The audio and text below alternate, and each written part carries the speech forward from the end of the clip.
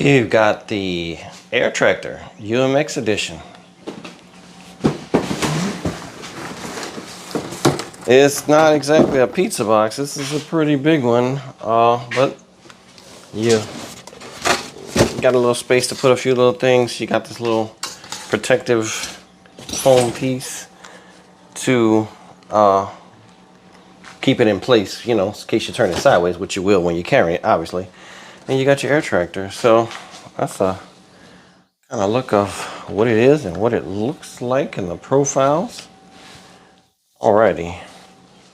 I normally, with my UMXs, I leave them inside the box when I do all of my stuff with them. So this one has this little pull thingy right here, which seems like the way you should be pulling from, which is odd that they would put that there, probably to match scale, but of course it just makes you want to pull on it. But you pull from the front, and every time I've touched this thing, I've always done that. It's not mine, so of course I'm not that familiar with everything about that. So it's windy as can be today at the field, so I'm inside our little closed-in area. We got some windows and such to kind of keep you from the wind, and of course it will be killing us when we're out there, but for now I can do it. So we're gonna be flying on a DX6E today. I'm gonna get it fired up, and yeah, I think the weird name, I think that's the one we're after. So I want to make sure all my switches are forward, throttle down. Oh, and the radio went off, so we probably need new batteries. All right, so I believe that air means air tractor. So anyway, I'm gonna go ahead and get the battery put in. Now there is a little room, remove my battery adapter for the charger, because I don't have a red line on the charger itself. So I'm gonna just kind of sit this in here. I don't know where it goes for CG actually. I'm gonna turn it around just to get those leads going back. Plug it up.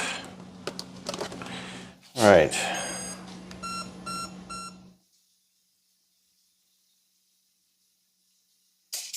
All right, it bound, so that means we have the correct model. I'm gonna go ahead and put the hood on.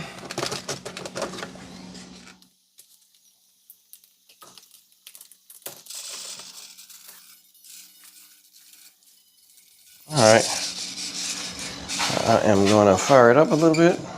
Nothing happens. Throttle cut on.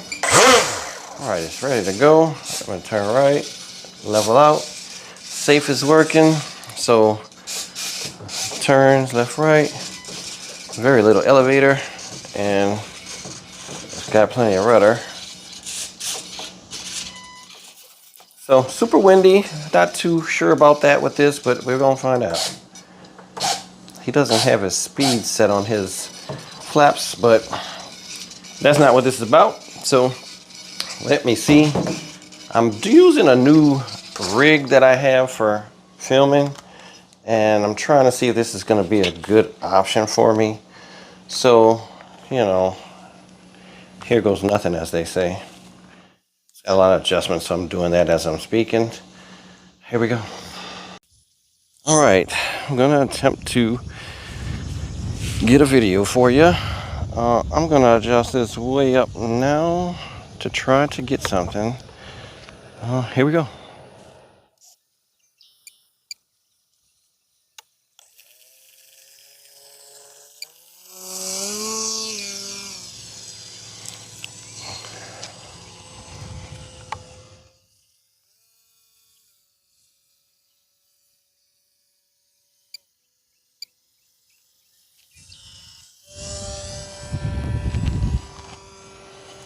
So I can't obviously see my phone to see if I'm getting it, but I'm facing the same direction as the bird, and hopefully that's getting it for you.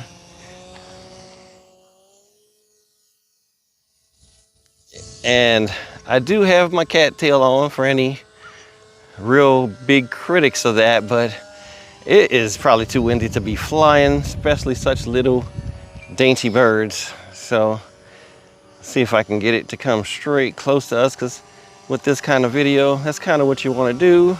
Yeah, it's blowing it completely off the runway. So try that again.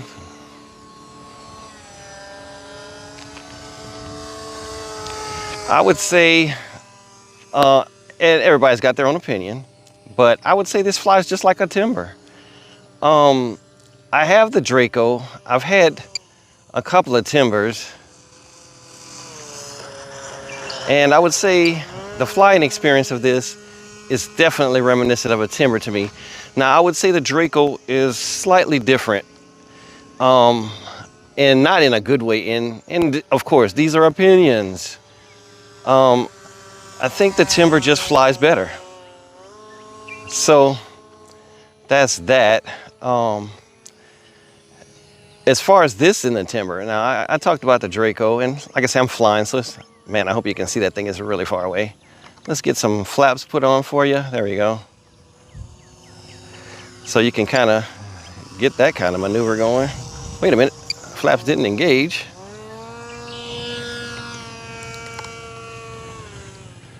Yeah, all right. His switch is loose on the radio, so I thought I was hitting the flaps, but I really wasn't.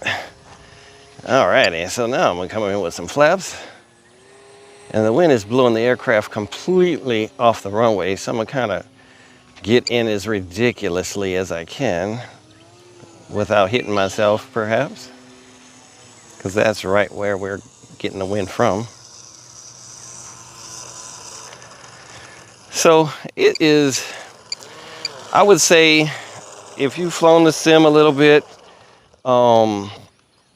shoot, even if you probably didn't and you just, like, this is your first aircraft, I would say this is not going to be a bad decision on any choices. I think it flies so easy. I don't know, people might say, oh, well, you know, blah, blah, whatever. I'm not a great pilot. You guys have seen me. I crash all the time. There is no ifs, ands, or buts about that. I'm a noob. Less than a year of flying, so, you know, take that for what you may.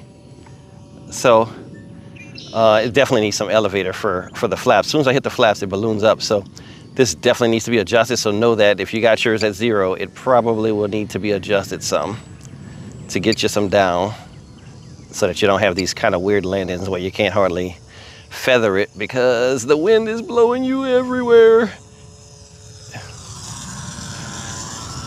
It's really so much wind that it's almost stalling on me. So I think that's enough. I didn't fly off safe. Let me see. I don't know if I'm gonna be able to get that on camera though. So safe off. It's got a really slow roll rate on it. So, you know that. Don't expect to be close to the ground doing some weird rolls and such. And I don't know if I can get any of this because really I was trying to fly so close. Let me see if I can come out. I'm not gonna be able to get any glory of flying off safe because I'm too scared to do it with somebody else's bird so close to the ground. Get those flaps off. Oh yeah, I was flying so weird because I was still on flaps. So anyway, yeah, I mean, it maneuvers. I would say it probably rolls better than a timber. I don't know if you're getting that, but yeah, it can do loops and everything you want it to. So, I mean, know that you're getting a fully acrobatic airplane if you get this thing. I would say not fully acrobatic, sorry, because I would definitely have somebody badmouth me on that. I would say you have a very fun, capable airplane. And if you're a good pilot, you could probably pull off some acrobatics with it. It's not the ideal bird to do acrobatics, but it will do some things. And it flies safe, pretty predictable. Like, I'm sorry, off safe, where you forget you're actually off safe because you know, it's just, look at it, it's just so smooth. So I covered everything I need to cover on that. I don't know if I can get any upside down flight. Yeah, there we go. It flies upside down, but I don't know if you can see it because I'm really high to make sure that I don't crash this guy's bird. And I'm gonna hit safe, bloop, turn it on. So that's one thing I love about safe mode. I really wasn't in a predicament at that time, but if I was, I could have easily hit that switch and I don't know if you're getting that, but I'm upside down again. So let's see, I'm in trouble, Bloop, hit it, boom, you're safe.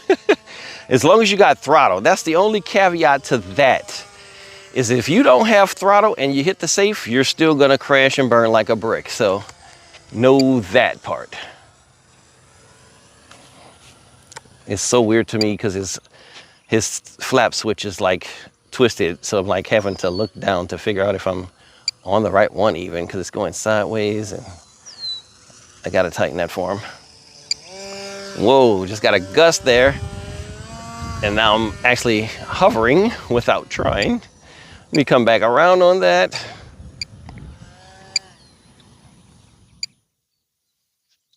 And you get really nice long flights on these too. So know that you're getting something that you could really, for the bang for the buck, you are getting a good aircraft here.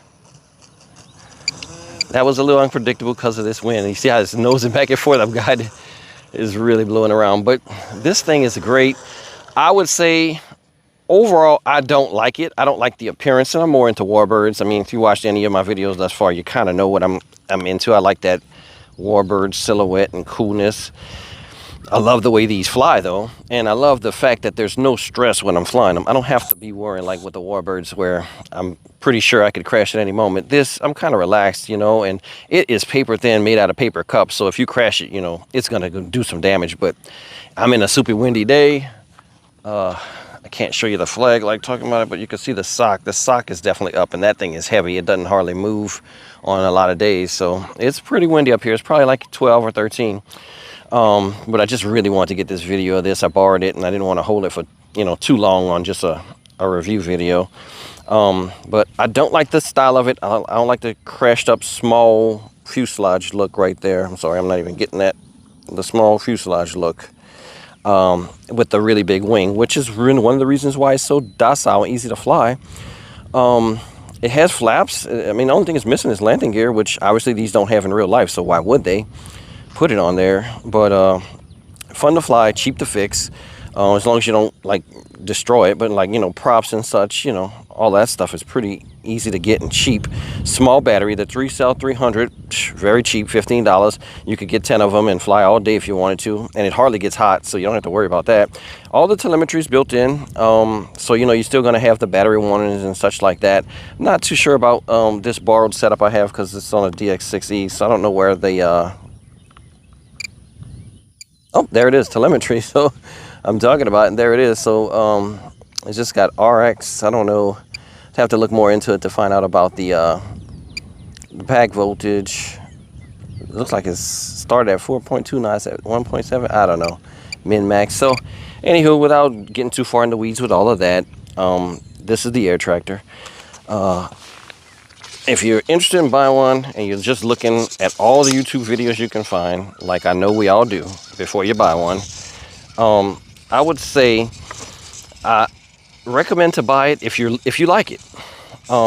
It's easy to fly, it's predictable, it's lightweight, it comes in its own protective box that you could keep it in forever. Are there cooler looking things? Yes, they are. But are they harder to fly? Yes, they are. So this is a positive, easy choice. And it does have the nav lights. I forgot to mention that. It's got the light on top. It's got the winglets. It's got the white and a green and a red. So, and of course, it's got some lights in the front too. Oh, I don't know if I'm getting that, but I'm walking at the same time. So, don't want to make this incredibly much longer than it already is. Just talking about the same stuff. So, if you like it, like I said, it is a positive good buy, and at the price you can get it for, to be honest with you, if you buy it and you don't like it, you could easily sell it and recoup probably most of your money. Especially if it's in good condition, you probably can get all your money because people just like them. They're hot. They're definitely hot right now. But yeah, I didn't even check the CG. That's another thing. I just put it even with that piece of Velcro right there. Didn't even check it because I know how these fly, and I'm really not too concerned with it. Even if it was tail heavy, it would still be very predictable. And my buddy didn't even mark it for CG, so I'd have to look it up in the manual and all that. So not interested in doing that. So that's my quick look at the Air Tractor UMX version. I'm sure the bigger version is probably a hoot also, because they're just so easy to fly. So if you don't want the stress, Air Tractor's the way. Thanks for watching.